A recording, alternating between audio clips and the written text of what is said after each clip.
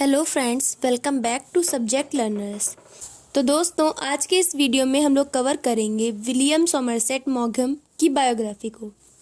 William Somerset मॉगम का जन्म हुआ था 25 जनवरी 1874 में। इनकी मदर का नाम था एडिथ मैरी। इनके फादर का नाम था रॉबर्ट ऑरमंड मॉगम और इनकी डेथ हुई थी 16 दिसंबर 1965 को। William Somerset Maugham was born on 25th January 1874। William Somerset मॉगम का जन्म हुआ था 25 जनवरी 1874 में। Maugham's father, Robert Ormond Maugham, was a lawyer and handled the legal affairs of the British Embassy in Paris। मॉगम के फादर, जिनका नेम था Robert ऑरमंड मॉगम, वो एक लॉयर थे और वो लीगल अफेयर्स को हैंडल करते थे ब्रिटिश एम्बेसी जो कि पेरिस में है। His grandfather another Robert was a prominent lawyer and co founder of the Law Society of England and Wales. इनके जो ग्रैंडफादर थे वो उनका नाम भी रॉबर्ट था। वो एक प्रोमिनेंट जाने माने लॉयर थे और को फाउंडर थे Law Society of England and Wales के। His family assumed that Maugham and his brothers would be lawyers। उनकी फैमिली ये एज्यूम करती थी, ये सोचती थी कि मॉगम और उनके भाई जो हैं वो सब भी लॉयर बनेंगे, क्योंकि इनका फैमिली बैकग्राउंड ही लॉ से रिलेटेड है। तो मोस्टली यही होता है कि जिस फील्ड से पेरेंट्स होते हैं, ग्रैंड पेरेंट्स होते हैं, वही चाहते हैं कि वो उनके बच्चों में यही सब उसी फील्ड में वो ले जाना चाहते हैं। तो इनकी फैमिली भी ये एज्यूम करती थी कि मॉगम और उनके ब्रदर जो हैं वो भी लॉ की फील्ड में जाएंगे। His elder brother did become a lawyer. उनके जो बड़े भाई थे वो लॉयर बने, enjoying a distinguished legal career and serving as Lord Chancellor from 1938 to 1939। जो इनके बड़े भाई थे वो लॉयर बने भी और उन्होंने एक फेमस लीगल कैरियर इंजॉय किया और वर्क किया एक लॉर्ड चांसलर की तरह 1938 से 1939 तक। The early death of his mother left मॉगम ट्रॉमेटाइज्ड। इनकी मॉगम की मदर की जो अर्ली डेथ थी उसकी वजह से काफ़ी मॉगम ट्रॉमेटाइज्ड हुए, मतलब कि काफ़ी अपसेट हुए, काफ़ी दुखी हुए। He kept his mother's photograph at his bedside for the rest of his life। और उन्होंने अपनी मदर की फ़ोटोग्राफ को अपने बेड साइड पे रख दिया अपनी बची हुई ज़िंदगी के लिए, पूरी ज़िंदगी के लिए।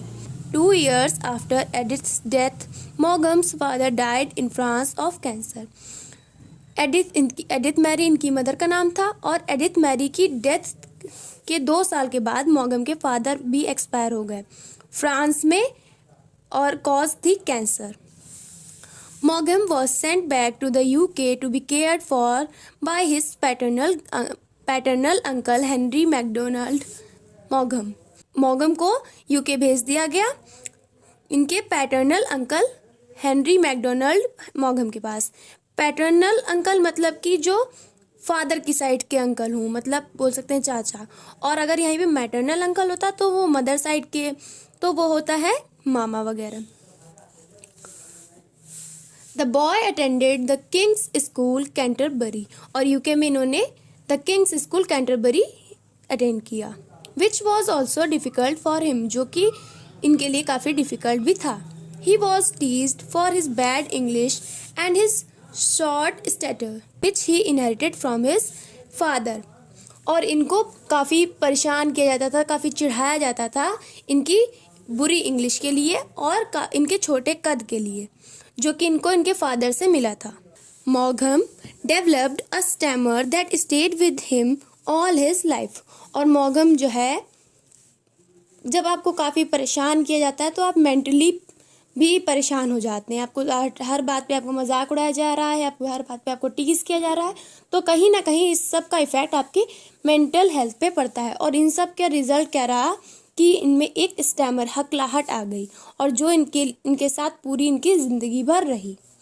Miserable both at his uncle's vicarage and at school, the young मॉगम developed a talent for making wounding remarks to those who displeased him. Miserable का मीन्स अनहैप्पी, दोनों तरीके से ये अनहैप्पी थे इनके अंकल के विसारेस की वजह से। विसारेस का मतलब द हाउस इन विच अ विसार लिव्स, मतलब जिसमें पादरी रहते हैं। तो ये वहाँ से भी दुखी थे और अपने स्कूल से भी दुखी थे।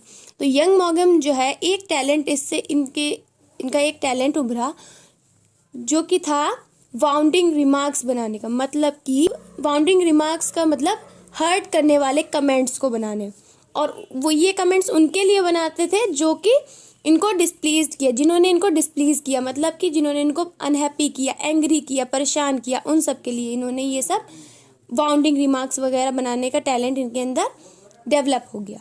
This ability is sometimes reflected in Maugham's literary characters, और यही एबिलिटी कभी कभी हम लोग को देखने को मिलती है मॉगम्स के लिटरेरी कैरेक्टर्स में। At age 16, मॉगम refused to continue at the Kings school, और 16 ईयर्स की एज में मॉगम ने मना कर दिया कि वो अब आगे कंटिन्यू नहीं करेंगे द किंग्स स्कूल में। मॉगम had been writing steadily since he was 15 and wanted to be an author but he did not tell his guardian. मॉगम जो है वो धीरे धीरे उन्होंने शुरू किया। स्टडीली का मतलब यूनिफॉर्मली और regular way over a period of time, मतलब धीरे धीरे किया लेकिन कंटिन्यूअसली किया।